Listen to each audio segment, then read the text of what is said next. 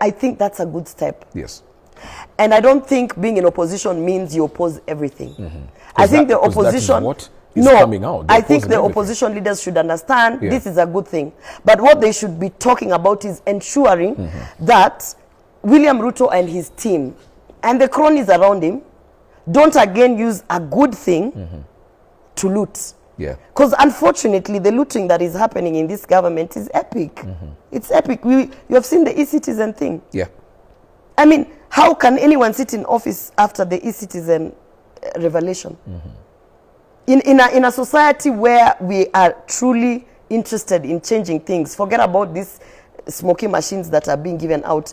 That 9 billion, that money from e-citizen, we should not be...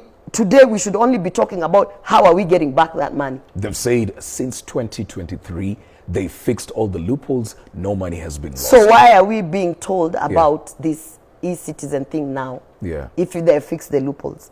That's the argument. You know me, my question is, every time I see empowerment, it's not that I don't want people to get bodas or money. Yeah.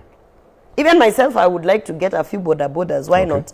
My issue is, where is this money coming from? Because you see, as a citizen, I can't be the same one complaining about being overtaxed, but then I keep quiet about what I call rogue spending of the taxpayers' money. Yeah. Because no one has shown me in our budget, the budget line where it is written, empowerment. When Mbadi was carrying the briefcase to go and defend the budget, nowhere in that budget was a line item written, this is money we are going to spend for empowerment. So where is this money coming from? Where is this money coming from? Where do you think it's coming from? Sylvanus Osoros is working with money in Kisii. If today is told, sit down, tuandikie mahali, unatoa pesa, he can't. What if he can't? Even the most philanthropic, the Bill and Melinda Gates Foundation and the most Elon Musk himself does not do the things that these politicians are doing. These are people with money where we can know where their money is coming from. As much as they are philanthropic, there is accountability. You can see this is where money is coming from. This is what I'm doing. This is where is this money coming from? So for me, it is, if they can stand somewhere, show me a line item of where empowerment is coming from. Sporadic empowerment, not planned empowerment. It is like, oh, Muliona Gachagua alienda Western, twende tufanye empowerment. It's not even planned empowerment. It's not, and if there's a planned empowerment, also subject us with the plans. So, because if it's the roads, we have been given the 2025-26 roads that are going to be maintained or built or whatever. There's a plan. So as any government program, there should be then a plan of empowerment. Even before Gachagua goes to Isiolo, then you follow him. We should have already known, but empowerment was already structured for Isiolo on this and this date.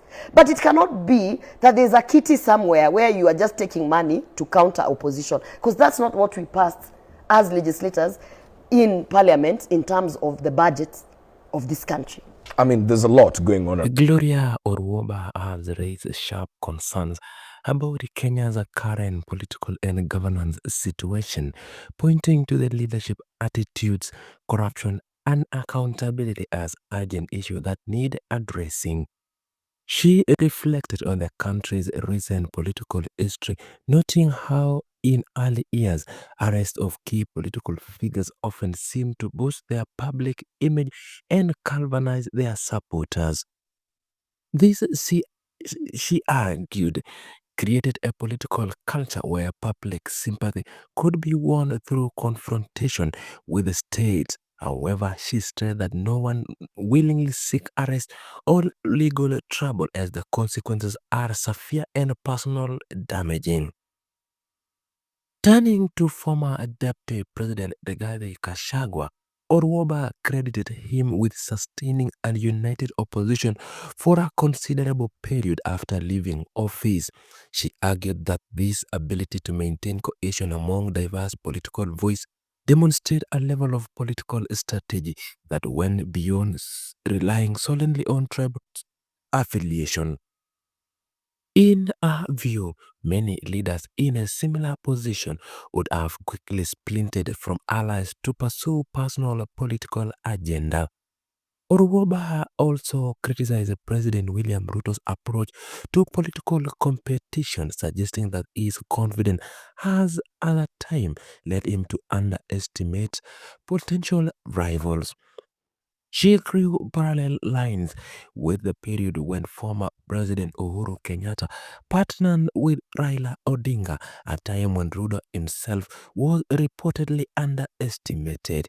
This, she implied, reflect a recurring weakness in political leadership in Kenya, where overconfidence can blind leaders to realities of a political competition.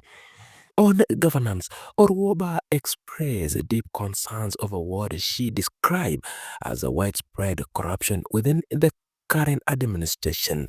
She pointed to the recent controversial involvement the citizen digital service platform as an example of the scale of mismanagement and misuse of public resources. In our view, revelation of this nature should prompt immediate changes in leadership if the country is serious about transparency and reforms. Government is running. Okay. That's a narrative that I fell for at the beginning during the impeachment, that there's this a tribal man, this is a person who only thinks about his tribe and his people. And it's an easy narrative to sell to people who don't know Rigathi Gachagua. You understand? Yeah. It's an easy narrative to sell because, I mean, he is from the mountain. Yeah. It is like when I talk, people are like, "Huyu anakuanga na mdomo sana." There are some characteristics it's easy for you to say, but we know who Orwoba is because you can just put a blanket over, you know, and that's the narrative that government is using. Yeah. But if you really look at the person that has ended up uniting Kenyans, in terms of even people feeling like, okay, I belong in this country because there's this person who's speaking on my behalf. It is actually Rigathi Gachagua. Yeah. So, I mean, in all fairness, forget how he has conducted himself in the US. As far back as, let's even talk immediately after impeachment. You look at all the formations that he's having. This is a person who everybody said cannot work with anyone. Yeah. Yet they have had a very strong formation with all these leaders from all the different regions. The Natembea, you know. I mean, if he was a person who could not, if he's a tribal person, honestly, I don't think he would have sustained an united opposition this long. By now, he would have been running solo. And even when there was a scare, when we had the utterances in Kisii of the governor trying to say that maybe, you know, we don't want this guy, whatever. There was that thing like, oh, okay, so now the opposition is, there's some, you know, immediately after that, it was definitely obvious that that was something they were trying to push because we saw now Gachagua with Matiang'i and all these people. Even in the US, there was a photo that came out. So I feel like if this was, if you're a tribal person and the way they're trying to paint it, that this guy can only think about Mount Kenya and the Kikuyus, then how is it that he has managed to sustain a union, a partnership with the likes of Kalonzo, who's also a very dominant figure? Yeah. How is it that he has managed to sustain a partnership with Matiang'i all this time? Natembea, there were Malwas and, you know, all Martha Karua, all these people. Could it be a matter of convenience? No. I think people need to start setting aside some of the narratives that have been run about people and then just interrogate the person according to what you see. Yeah, instead of buying into someone's narrative.